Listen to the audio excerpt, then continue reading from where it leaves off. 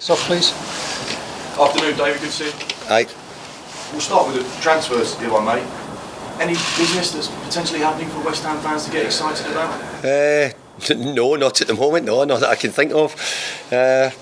No, we sort of said in the summer that that was probably doing most of our business in the summer. Hey, we might try and do something in January if the right player comes available. But at the moment, we're going with what we've got.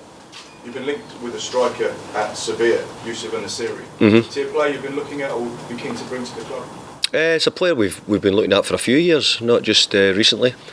So yeah, you're right with your question, but I don't think he's coming to West Ham, no.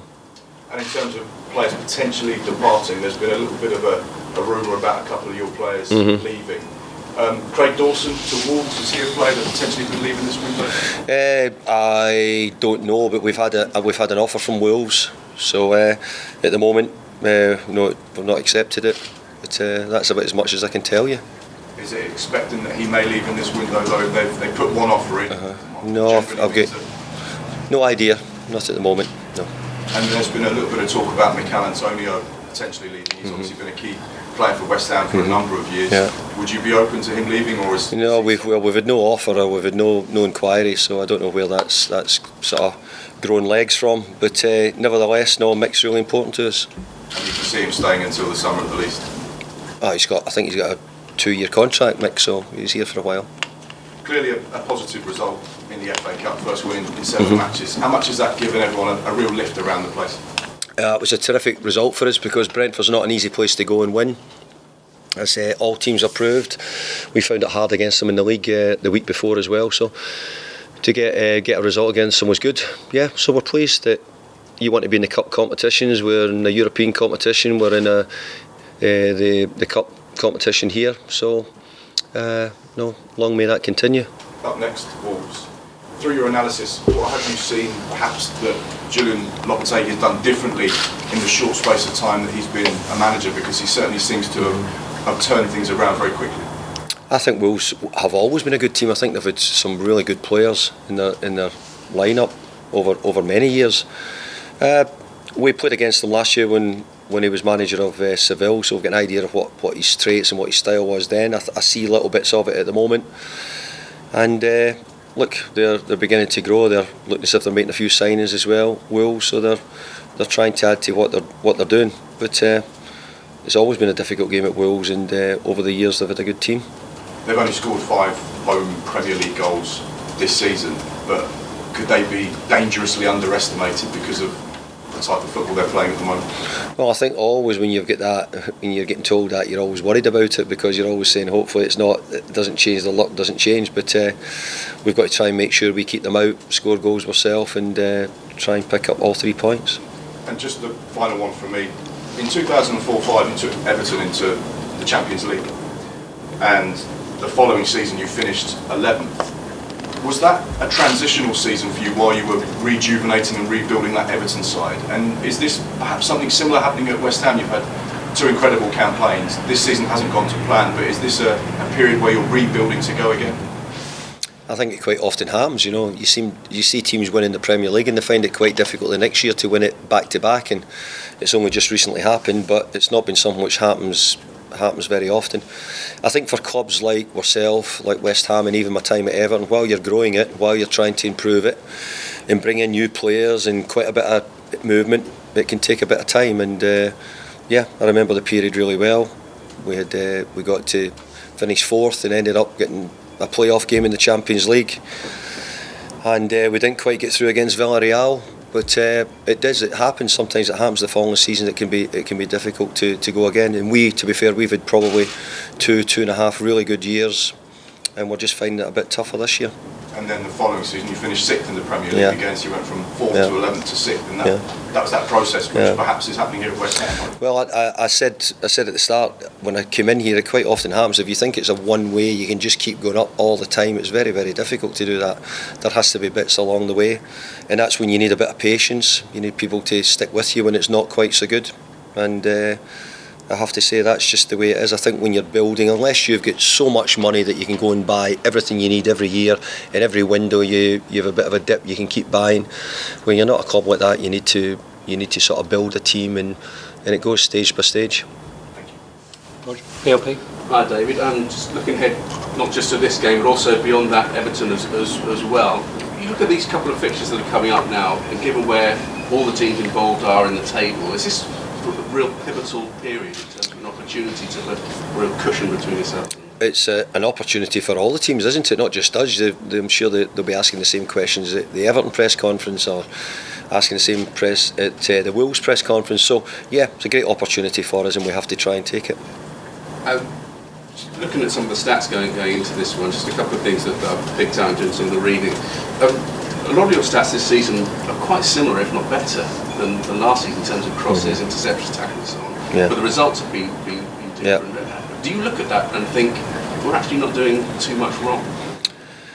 We have looked at it, and we agree with what you're saying. We've seen an awful lot of the stuff which we've not. There's been very little fluctuation from last year to this year. The difference is we've not scored the goals this year, which we got last year. We opened the season in really good form. The pre-season before last one, we won just about all the games, scored. We went into it. This season, if you look at our pre-season, we didn't do that. We missed big chances, and it sort of went malaised into the Premier League at the start of the season. And we've really struggled, whether it was scoring penalty kicks, whether it was getting goals at Notts Forest right at the start of the season. We just couldn't get it, and it's been a little bit of continuation of that. So that's really the biggest department where we've not sort of achieved, and we need to get back to it. Is that one of the biggest frustrations of being a manager? Because that's an element that you can't really control, is that the team's doing everything right up until that point when they yeah.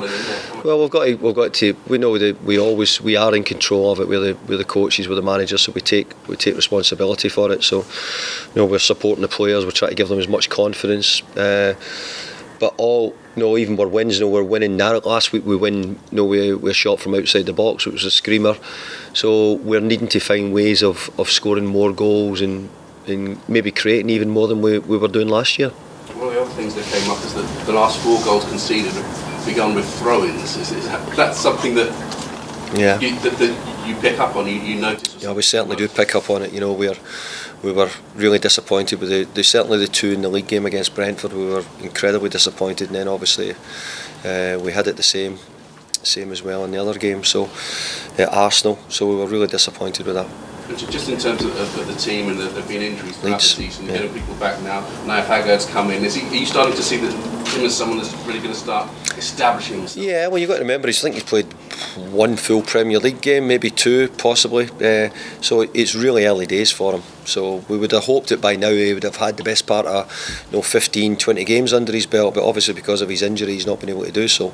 But we're getting him used to it now, and I still believe it will take him a while to get up to speed completely.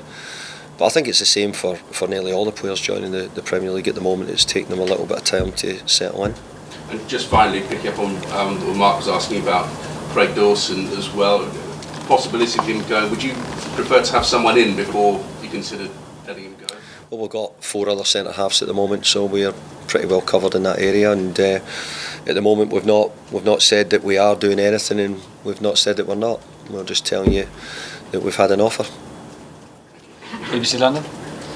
Hi David, positive result against Brentford and you've avoided defeat against Leeds. Do you get the sense that you're potentially starting to turn a corner here?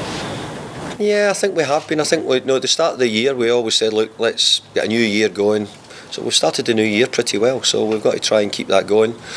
Ended up a wee bit disappointed we only drew at Leeds United, but great that we won in what was a really difficult game to go to Brentford and win the way they're playing at the moment and what they're doing.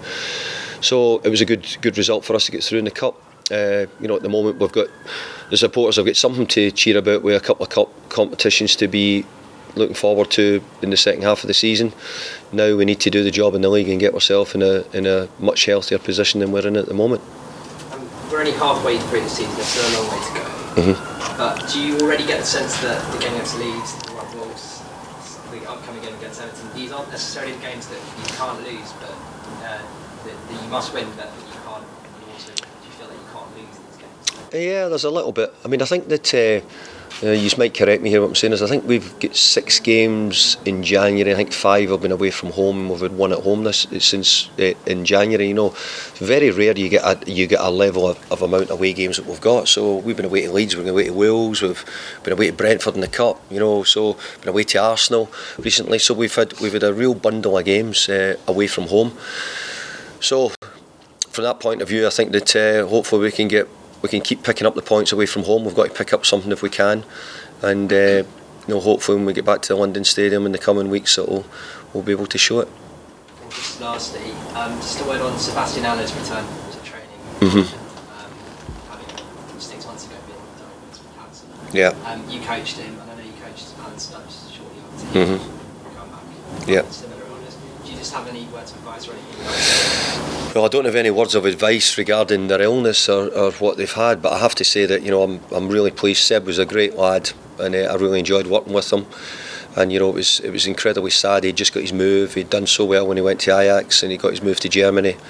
So I'm just hoping that he makes a full recovery. Alan Stubbs made a full recovery and was able to play and went on to have a really long career. So I'm hoping Seb does the same. That's great. Cameras off then, if we could, please. And we'll start.